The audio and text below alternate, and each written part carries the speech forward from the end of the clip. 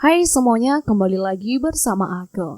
Oke, di kesempatan kali ini aku akan melanjutkan sebuah cerita yang berjudul Memandikan Mayit. Cerita yang ditulis oleh Ratna Dewi Lestari. Tidak usah pakai lama, langsung saja kita lanjutkan ceritanya.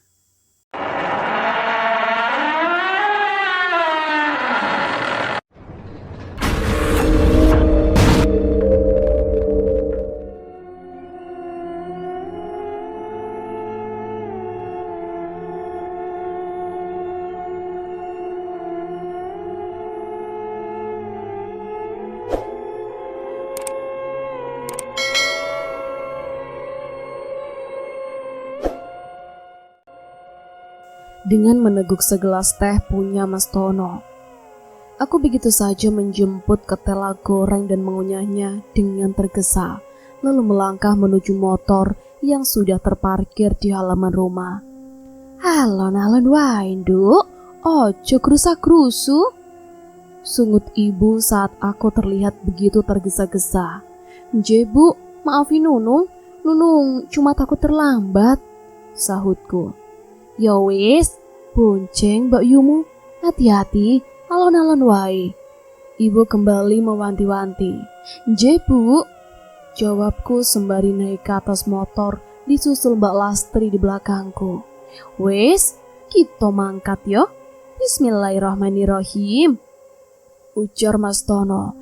Tidak lama terdengar deru motor Supranya dan kendaraan roda 2 itu mulai bergerak disusul oleh motorku di belakangnya. Perjalanan menuju rumah almarhum cukup sulit. Jalan yang dilewati adalah jalan tanah. Maklum, masih di daerah perkampungan. Di kiri dan kanan jalan pepohonannya masih banyak dan rumah-rumah jarang. Rumah didominasi rumah papan dan atap seng. Tapi tak terkira juga, rumah berbahan beton dan atap multiproof. Aku sempat kesulitan saat jalan mendaki. Tubuh Mbak Lastri yang gemuk, yang berbobot 70 kg lebih itu membuat motorku harus mengeluarkan tenaga ekstra. Apalagi jalanan tanah diselingi batu-batu kerikil terasa licin karena jalan yang habis diguyur hujan. Beruntung masih menguasai medan meski jalannya tersendat-sendat. Motor akhirnya bisa berjalan lancar saat jalan datar, meski jalanan licin dan becek. Kakiku sesekali turun ke jalan. Takut tiba-tiba oleng dan masuk ke parit yang teraliri air yang cukup deras. "Boten apa-apa Tono, Mbak mlaku wae yo. Iku omahe wis cedak." "Gak usah Mbak, gak kenapa-napa," sahutku dengan mata masih berkonsentrasi di jalan. Benar kata Mbak Lastri, rumah yang akan kami mandikan mayat itu terlihat ramai. Motor Mas Tono pun menepi dan setelah menurunkan ibu, Mas Tono Salim, aku yang baru saja memarkirkan motor, lantas mendekat ke arah suamiku dan mencium punggung tangannya. "Mas berangkat ya dek, kamu baik-baik. Kalau sulit, nanti bawa ibu, minta tolong sama yang punya rumah untuk antar ibu," pesan Mas Tono sebelum ia kembali menstarter motornya dan pamit. Aku hanya mengiyakan ucapannya saja tanpa bantahan. Setelah Mas Tono pergi, aku menggamit tangan ibu, memastikan jika orang tua itu aman saat kami melangkah beriringan masuk ke dalam perkarangan rumah. Tuan rumah menyambut kami dengan sangat baik, tapi anehnya orang-orang itu hanya menunggu di luar dan tidak terdengar bunyi orang-orang melantunkan Yasin di dalam. "Mayitnya belum datang, Mbah. Tunggu di dalam saja." Tiba-tiba si tuan rumah berbicara. Kami hanya mengangguk dan masuk ke dalam rumah. Di dalam rumah, semua peralatan sudah tersedia. Kain kafan dan juga bunga-bunga sudah diletakkan dengan sangat rapi, beserta kasur dan bantal. Baru saja kami meletakkan bokong di lantai rumah itu, terdengar sirene ambulan menekakkan telinga. Sontak, orang-orang yang sedang duduk tenang berdiri dan melihat ke arah luar. Suara tangis pun tak terbendung dari dalam saat orang-orang berpakaian putih keluar dari dalam mobil ambulans dan mengangkat mayat dengan tandu. Aku masih terus memegang ibu.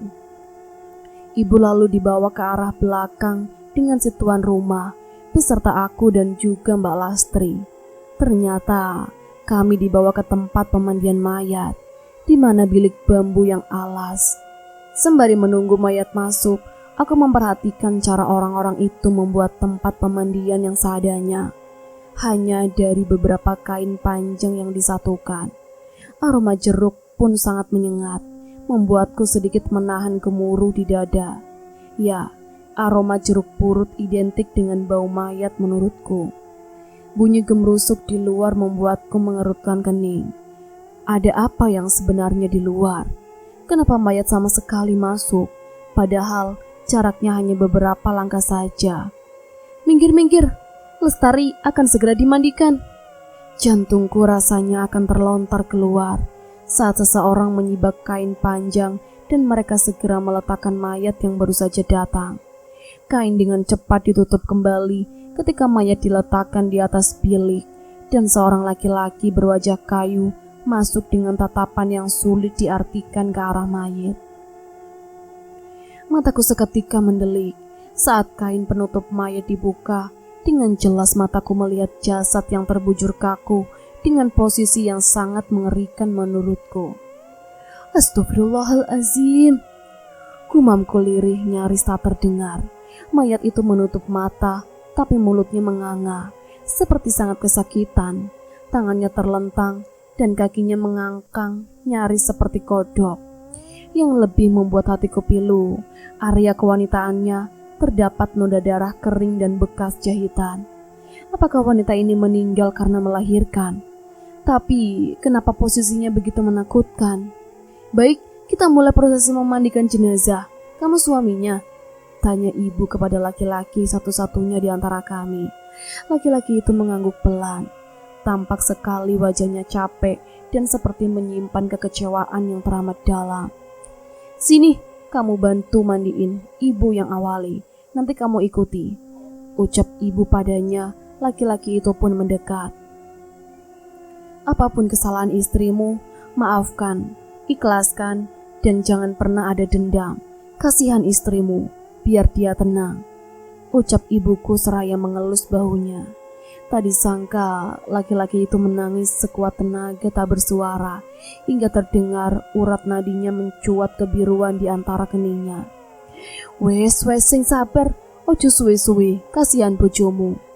Aku hanya terdiam membisu, begitu juga dengan Mbak Lastri saat ibu terlibat menenangkan laki-laki itu. Dua wanita lain terlihat juga terisak, mungkin itu saudaranya. Setelah beberapa saat laki-laki itu mengusap air matanya dengan punggung tangannya, dan ia meminta segera melanjutkan memandikan jenazah istrinya. Ibu mengangguk dan menyuruh kami mengatur posisi. Aku sengaja berada di samping ibu, takut ibu kenapa-napa. Ia kemudian meraih sarung tangan dan memakainya. Ia menengadahkan tangan dan membaca niat memandikan jenazah. Mbak, tolong ganti kainnya dengan kain basah itu, suruh ibu kepada salah satu wanita yang berdiri di seberang ibu. Ibu lalu mengganti kain yang sempat tersibak dengan kain basahan baru yang menutupi tubuh si mayit. Proses awal dimulai. Ibu mendekat dan merogoh mulut si mayit dan menggosok giginya, lubang hidung, lubang telinga, celah ketiaknya, celah jari tangannya, dan kaki serta rambutnya. Setelah selesai proses itu, ia memanggil suami si mayit dan menyuruhnya menekan-nekan perut guna mengeluarkan kotoran. Awalnya proses itu berjalan lancar, tapi ketika suami wanita itu menekan perutnya dengan pelan dan perlahan seperti arahan ibu, aroma yang sangat busuk menguap sehingga membuatku mual. Bukan cuma aku, tapi yang lainnya pun sontak menutup hidung. Hanya ibu yang kulihat sangat tenang, seperti tidak terganggu. Mbah, laki-laki itu menoleh ke arah ibu seperti putus asa. Ora popo, lanjut wae le. Mengikuti perintah ibu, laki-laki itu kembali menekan perut istrinya dengan pelan. Seketika, mata semua orang yang berada di tempat itu membeliak saat melihat Seketika mata semua orang yang berada di tempat itu membeliak saat melihat darah menetes dari dubur mayit. Mbah, itu... Dua orang wanita itu serentak menunjuk ke arah tanah yang memerah saat suami si mayit menekan perut Lestari. Shh. Seketika mataku langsung melesat ke arah Mbak Lastri. Ia langsung meletakkan jari telunjuknya di antara dua bibirnya, memberikan kode untuk kedua orang itu diam. Aku sebenarnya tidak mengerti apa maksud Mbak Lastri menyuruh mereka diam. Bukankah itu memang kenyataan? Heran kan? Mayat sudah bermalam di rumah sakit, tapi masih mengeluarkan darah. Lagi-lagi, ibu tidak banyak bicara. Ia menyuruh laki-laki itu menghentikan tekanan pada perut almarhum istrinya. Sementara, ibu terlihat mendekati kepala wanita itu dan menunduk, berbisik di telinganya. Entah apa yang ibu bisikan, aku tak mendengarnya. Padahal aku berada di sebelah ibu. Tidak lama, ibu terlihat mengambil kapas dan mengitari bilik pemandian jenazah. Ia seperti mengelap darah dengan kapas yang dari jarak sekitar 1 meter saja, baunya sudah luar biasa, membuat mual. Bau bangkai bercampur anyir darah, sungguh tidak mengenakan. Aroma jeruk purut yang awalnya menyengat kalah dengan bau bangkai. Mbak Lastri, bawa masker gak sih? Baunya bikin mual, Mbak. Selorohku begitu melihat ibu sedang membersihkan dubur mayit. Shh, jangan banyak bicara, Nung. Ikuti prosesnya saja. Mbak gak bawa masker. Tapi bau, Mbak. Keluhku sambil mengibas-ngibas hidung untuk menyingkirkan bau yang kian menusuk. Nunung, diam. Aku terjingkat saat suara ibu tiba-tiba meninggi. Saat menatap ke arahnya, mata ibu menyorot marah ke arahku. Aku pun langsung terdiam. Dadaku berdesir. Selama ini, ibu tidak pernah sekalipun membentakku ataupun berkata kasar kepadaku. Mengapa saat ini ibu begitu marah? Memangnya apa salahku? Semua mata langsung memandang ke arahku. Di saat itulah aku merasakan seperti hembusan angin yang begitu kencang menyentuh jilbab putih yang kupakai saat itu. Bulu kuduku ketika berdiri, aku pun langsung menunduk tak berani melihat ke arah ibu yang kembali melakukan kegiatannya. Tubuh ibu kembali tegak setelah sekian lama ia menunduk dan membersihkan dubur si mayit. Coba tekan lagi, Le. Mudah-mudahan kotorannya bisa keluar. Sepertinya nyangkut. Tadi waktu aku raba terasa keras. Perintah ibu kepada laki-laki bermata bulat itu. Takut-takut aku melihat ke arah ibu dan juga laki-laki itu. Ibu kembali melesatkan pandangannya ke arahku dan menunjukkan jari telunjuknya di antara kedua bibirnya. Sama seperti apa yang Mbak Lastri lakukan tadi. Shh, kamu jangan berisik, Nunung. Aku mengangguk takut, karena gara-gara mulutku ini, ibu jadi marah, runtuhku pada diri sendiri. Laki-laki itu mendekat ke arah perut mayit yang saat itu tubuhnya ditutupi oleh kain basahan. Ia kembali menekannya meski ragu-ragu. Tangan laki-laki itu ditepuk pelan oleh ibu. Sing bener, ojo wedi, boten napa-napa. Ngapunten, Mbah, kalau keluar darah lagi bagaimana? Tanya laki-laki itu dengan raut wajah yang begitu ketakutan. Boten napa-napa, sing penting kotorane metu. Kulihat laki-laki itu menatap dalam perut istrinya. Ia lalu menarik nafas dalam dan menghembuskannya dengan perlahan. Kali ini ia kembali menekan perut istrinya. Hal yang membuat kami semua yang melihat begitu deg-degan dan takut jika darah kembali keluar dari dubur si mayit. Sungguh seperti dugaan kami sebelumnya. Bukannya kotoran yang keluar, melainkan darah kental kehitaman yang keluar. Aromanya semakin tidak sedap. Aku tidak berani komentar apapun dan hanya menatap ngeri apa yang terjadi saat ini di depan mataku sendiri. Ibu lalu menyuruh Mbak Lastri untuk menyiramkan air dari bagian kepala hingga ke kaki, sembari laki-laki itu terus menekan perut si mayit, hingga akhirnya kotoran berwarna hitam pekat keluar dari duburnya. Tiba-tiba ibu menyuruh laki-laki itu berbisik di telinga almarhum istrinya. Karena darah terus-menerus menetes dari kemaluan dan duburnya sehingga menyulitkan proses pemandian. Laki-laki itu menurut. Ia mendekat ke telinga istrinya dan berbisik. Sementara ibu dan juga Mbak Lastri terus membersihkan tubuh si mayit dengan begitu telaten. Ibu kemudian membasuh tubuh wanita itu mulai dari perut, lambung sebelah kanan, kemudian lambung sebelah kiri, terus ke punggung.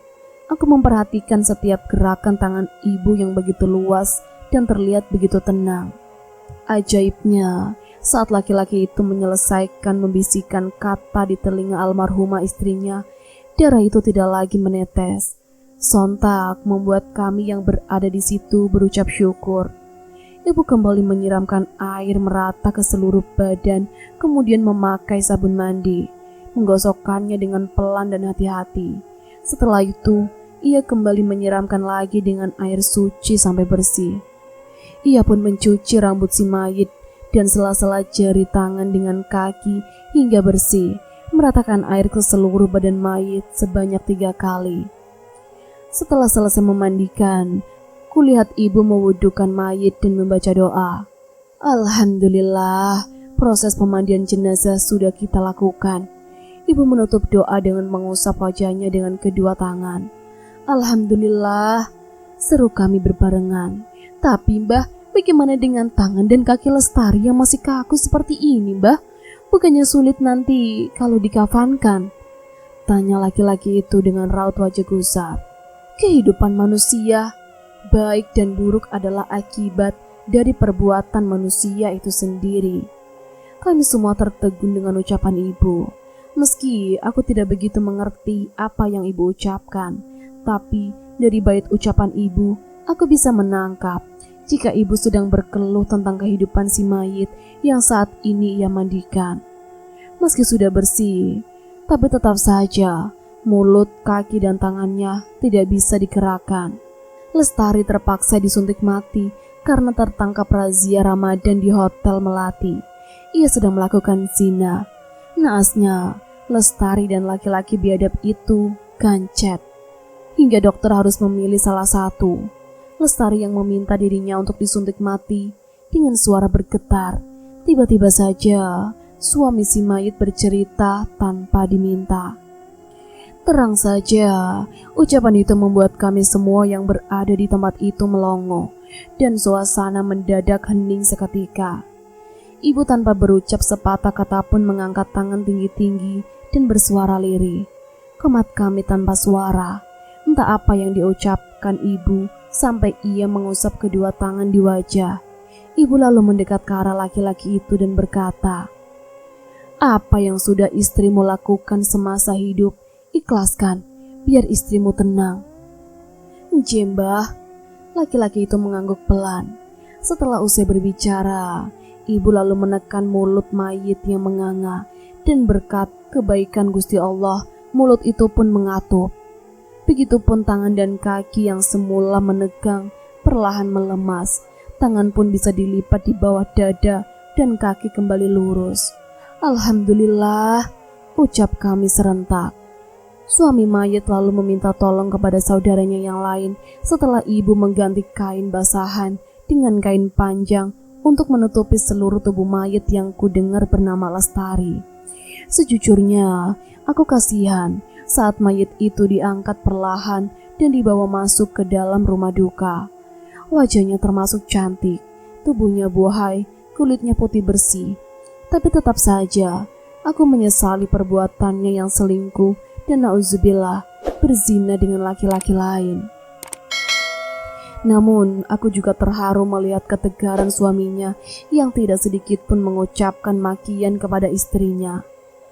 Ia benar lelaki yang soleh. Terlihat dari sabarnya ia menghadapi kesalahan besar istrinya. Kejadian ini membuka mataku. Alhamdulillah, aku merasa beruntung punya suami seperti Mas Tono, dan aku berjanji tidak akan mengkhianatinya. Ngeri melihat azab di depan mata seperti ini. Gancet, pantaslah jika daerah kewanitaan Lestari berbau dan mengeluarkan darah kental dan menghitam. Entah bagaimana para pekerja medis itu mengeluarkan benda tumpul milik lawan mainnya. Apakah laki-laki itu akhirnya selamat atau malah mati menyusulnya? Lantas, jika meninggal dalam keadaan zina, apakah bisa masuk surga? Tentu tidak. Sudah pasti nerakalah tempatnya kembali. Benar-benar wanita yang merugi, kufur nikmat. Aku menggerutu dalam hati seiring langkah kaki memasuki rumah beton yang cukup lebar ini. Jika dilihat sekilas, rumah dan perabotan termasuk kalangan menengah.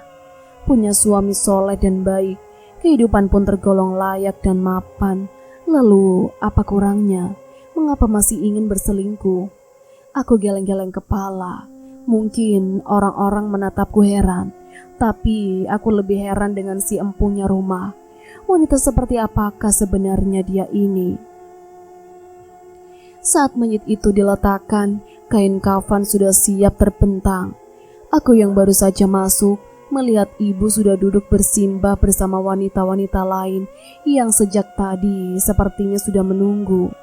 Aku yang belum begitu hafal hanya memperhatikan dan duduk tak jauh dari ibu. Sedang mataku terus berkelana menyusuri sekitar rumah. Mayit wanita itu ditangisi orang-orang yang ada di dalam rumah. Ada yang hanya terisak dan menutup wajah, tapi juga yang berderai. Mataku akhirnya terpaku pada dua orang bocah yang duduk di sudut ruangan. Mereka tak henti menangis dan menyebut mama sembari saling berpelukan. Seorang wanita muda tak henti menenangkan keduanya, sedangkan laki-laki tadi tak tampak keberadaannya. Sungguh nelangsa, anak-anak yang tak bersalah harus kehilangan sosok sang mama hanya karena nafsu sesaat. Apakah saat selingkuh dan berbuat nista, wajah lucu anak-anak ini tidak terbayang? Miris, tanganku terangkat dan menyentuh dada. Ada setangkup duka di hatiku memandang wajah polos yang kini berderai air mata, basah dan putus asa. Sosok yang amat mereka cintai, sayangi, segani, segenap jiwa kini telah pergi, membawa luka abadi yang pasti sulit diobati. Sedang ibu sedang berkonsentrasi bersama Mbak Lastri, aku malah asyik menatap dua bocah itu dengan batin yang memaki ibunya. Dasar wanita PA, bisa-bisanya selingkuh, gak mikir anak apa? Entah apa yang aku pikirkan setelahnya, tiba-tiba terlintas ingin menatap jendela tak jauh dari keberadaan dua bocah tersebut. Jendela bertirai transparan itu menampilkan siluet wajah yang tak samar, seperti wajah seorang perempuan dengan mata yang menyorot ke arahku. Meski tampak tak jelas, entah kenapa batinku berbicara jika wanita yang wajahnya terpampang di jendela itu sedang menatapku marah. Tiba-tiba mataku terasa gatal, seperti ada sesuatu yang meliuk-liuk di dalamnya. Spontan aku langsung mengeceknya, dan ketika mata ini kembali terbuka, wajah di jendela itu sudah sirna. Aku hanya menatap heran. Siapa sih wanita tadi? Kok sepertinya pernah lihat, tapi lupa di mana. Begitu aku mengalihkan pandanganku ke arah mayit, aku sempat tersentak dan jantungku bergemuruh kencang. Wanita itu sudah selesai dikafani. Kain putih bersih sudah menutupi tubuhnya yang tadi dimandikan dengan banyak drama. Setelah selesai, dua bocah tadi dipersilakan mencium ibunya. Begitupun dengan laki-laki yang akhirnya berada di dalam rumah. Aku menatapnya iba. Wajah kuyu itu menatap sendu. Entah apa yang kini berkecambuk dalam dirinya. Mungkin kesal, benci, jijik, atau malah sedih menatap istri tercinta terbujur kaku di depan mata. Ia hanya menatap, tapi terlihat enggan untuk mendekat. Sepertinya kekecewaan mendalam. Ya, aku paham. Siapa yang tidak kecewa jika pasangannya selingkuh? Hingga akhirnya mayit itu dimasukkan ke dalam keranda. Laki-laki itu tidak sedikit pun bersuara. Namun siapapun yang melihat pasti tahu laki-laki itu sangat lemah. Terbukti saat ia berdiri, tubuhnya sedikit terhuyung. Untunglah ada laki-laki yang tadi datang ke rumah dengan sigap meraih tubuhnya. Ialah yang akhirnya memapat tubuh pria malang itu untuk mengikuti keranda mayat yang sudah lebih dulu pergi. "Bu, apa kita ikut ke kuburan, Bu?" tanyaku pada ibu yang saat itu bersusah payah berdiri. Aku membantunya. Maklum, umurnya sudah tua hingga untuk bergerak pun susah. "Melu," jawab ibu singkat. Aku sedikit kecewa, soalnya belum masak. Ingin segera pulang. Bukankah tugas ibu sudah usai?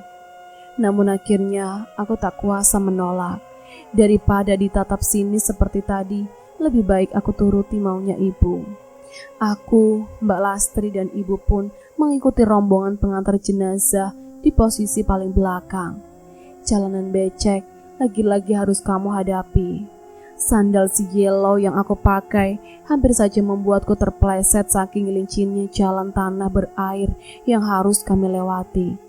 Keranda yang membawa mayit beberapa kali berhenti dan bergoyang-goyang, hingga beberapa kali mayit nyaris keluar hingga menunjukkan bagian yang terikat. Aku bergidik. Seram juga melihat pocong versi nyata.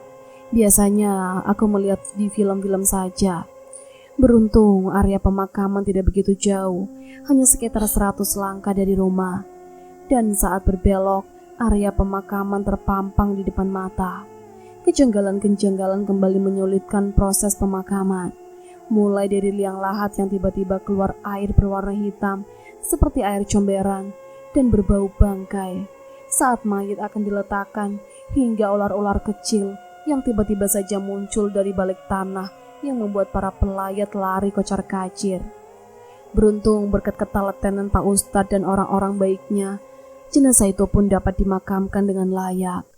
Aku lega, sungguh lega. Akhirnya tugas negara ibu selesai dan kami bisa segera pulang. Saat akan menuju motor sembari menonton ibu, ku dengar derap langkah kaki seperti mengikuti kami dari belakang. "Bu, siapa yang mengikuti kita?" tanyaku pada ibu. Ibu hanya menggeleng. "Mbok, ibu ora krungu." Alisku menaut. "Masa ibu gak dengar?" Suara itu teramat jelas. Apa ibu sudah mulai tuli karena usia? Aku menghentikan langkah tiba-tiba dan menoleh ke arah belakang. Benar kata ibu, tidak ada siapapun. Apa aku sedang bermimpi? Aku kembali melanjutkan langkah dan saat itu terdengar suara memanggil. "Nung, Nunung."